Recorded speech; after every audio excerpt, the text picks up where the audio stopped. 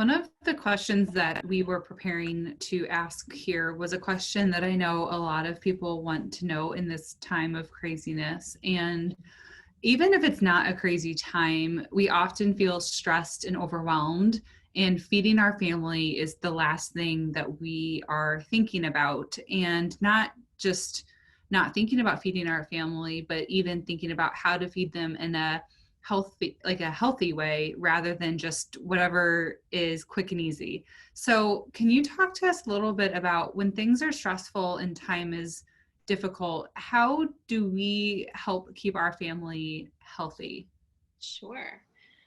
Great question. So I think right now, the big four that I would recommend are first and foremost, focusing on getting good sleep. I think we're all thrown off our routine right now. And so before we're even considering food, we're thinking about getting some good rest. But adults need 7 to 8 hours a night, and young children need at least 10.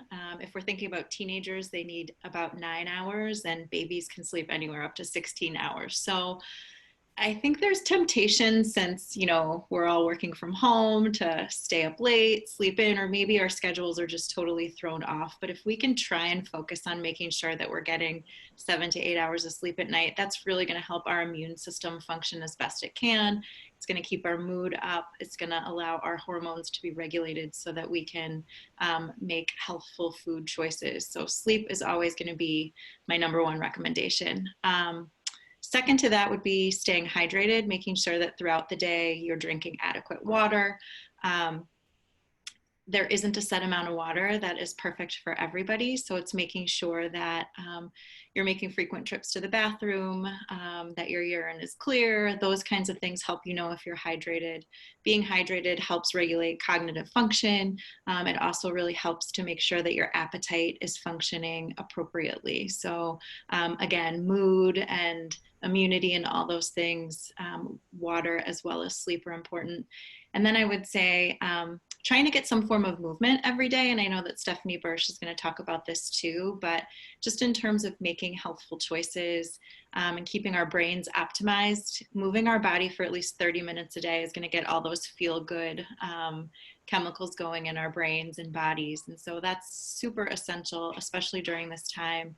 We're thinking about, making sure that we're at our best so that we can stay as healthy as possible. That's going to be an important piece. And then the last piece would be the nutrition portion. And I would say, if possible, making choices to reduce the amount of processed foods that you're having, increase fruits and vegetables. I know at this time, people's routines might be thrown off. They might not be frequenting the grocery store as much as possible or as much as they normally do. So I would say, frozen fruits and veggies are okay, canned if we have to, but whatever you can do to keep sugar and processed foods to a minimum at this time is just going to help, again, regulate emotions, increase your immune system, and help you feel your best at this time. It was interesting that you said that you put sleep above everything else and then water. Why is it that sleep comes first and then water and not nutrition? I would think that maybe food would come before all of that. Yeah, I think, we focus kind of on those primary mechanisms that allow us to make better choices. When we are sleep deprived, on average, we tend to consume about 350 calories more a day.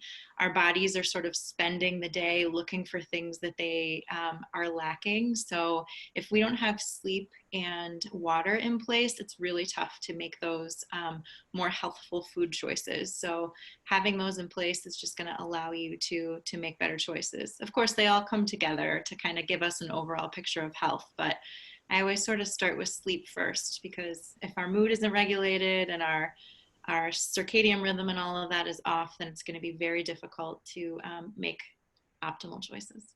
We talked about nutrition. Now, if we were to talk about staying like physically healthy and the impacts of what that might look like, I mean, what does staying physically healthy look like in times like this? Well, I think all of the things that we were talking about in terms of making sure that we're making healthful choices as much as possible, exercising, sleeping well, staying hydrated, all of those things are going to lead to our physical health, and also support our emotional health. Stress is a big has a big impact on our immune system. So if we can find a way to do the things that not only keep us physically healthy, but also are supporting our mental health, that's going to keep our immune system functioning as best it can. So hopefully it'll help us, not get sick, and it'll help us recover more quickly and be stronger should we get sick. Yeah. And one of the things that I think is really important is to tie our intake and our body movement in with how we're feeling mentally and how our energy's feeling. And like you said, they're all very intertwined.